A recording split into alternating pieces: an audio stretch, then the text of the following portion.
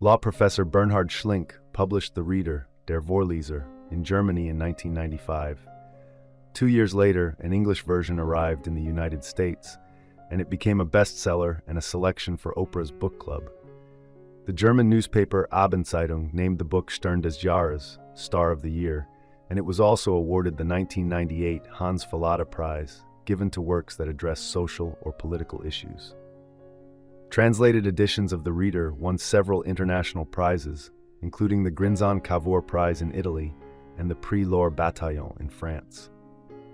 In 2008, the book was adapted into a film with the English actress Kate Winslet playing the role of Hanna Schmitz. In Part 1, Michael Berg, a 15-year-old boy in West Germany, is sick with hepatitis. He throws up near an apartment building, and an older, unnamed woman cleans him up and takes him home. Michael doesn't plan to see the woman again, but his mother thinks he should bring her flowers and thank her. The woman is Hanna Schmitz. In her apartment, Michael watches her iron her underwear and spies on her as she changes. Hanna catches him looking at her, and Michael runs away. He can't stop thinking about her, so he returns to her apartment. He helps her bring up coal and gets dirty. Hanna insists that he take a bath. After, they have sex, and Michael falls in love. Michael and Hanna have many sexual encounters, and she likes it when he reads out loud to her. He reads her a range of books, from Homer's epic poem The Odyssey to Stendhal's novel The Red and the Black, 1830. Hanna listens intently and comments on the texts. Michael wants to know more about her, but she only tells him basic information. Her first name is Hanna. She worked at a big factory and then joined the army, and now she's a 36-year-old tram conductor with a 17-year-old son.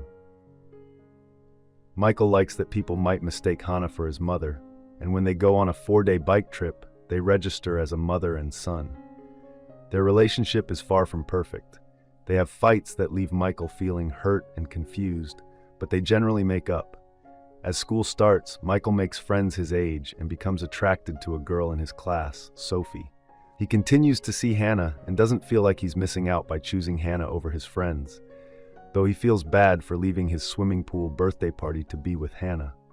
One time, Michael sees Hanna at the swimming pool. The next day, she's gone, and Michael misses her dramatically. In Part 2, Michael, now a university student studying law, sees Hanna in court. Michael is at the trial as part of a seminar on Nazi crimes.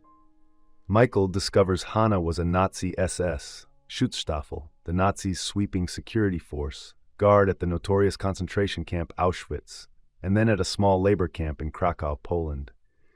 The court charges Hanna and 4 other female defendants with selecting prisoners to go to the gas chambers and locking hundreds of prisoners in a burning church.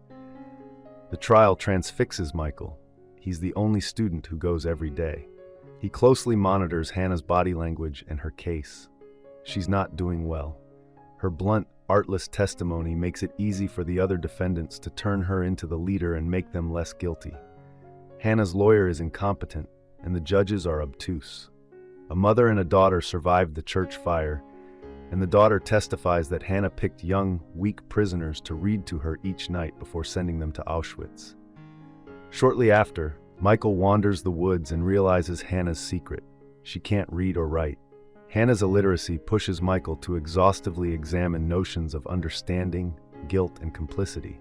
He thinks he should tell the judge that Hanna can't read or write, but he doesn't, and Hanna gets a life sentence while the other defendants receive shorter sentences. In Part 3, Michael continues to theorize about guilt and complicity and how to confront the Nazi atrocities. The idealistic West German student movement alienates him, and so does the thought of becoming a lawyer or judge. He becomes a legal historian and marries Gertrude, another law professional. They have a child, but the marriage doesn't last. After their separation, Michael tapes himself reading The Odyssey out loud and sends it to Hanna. He then tapes himself reading works by Franz Kafka, Anton Chekhov, and a bevy of additional authors. He also tapes himself reading his creative writing. Hanna learns to read and write in jail and sends him comments. Michael never sends Hanna any personal notes. After 18 years, Hanna gets an early release. The warden wants Michael to help her adjust, and he does. He finds her an apartment and job and visits her in jail.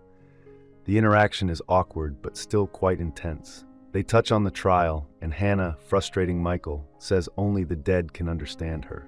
The morning of her release, Hanna is dead by suicide. Michael remains dedicated to her. In New York City, he visits the daughter who survived the church fire to give her Hanna's money. She doesn't want it, and Michael donates to a Jewish organization for illiteracy. The daughter allows Michael the chance to admit that his relationship with Hanna traumatized him, but Michael doesn't blame Hanna for anything. He's unsure if his story about Hanna is sad or happy, but he's positive that it's true. I hope you enjoyed this video. Leave a like if you did, and be sure to subscribe. Thank you.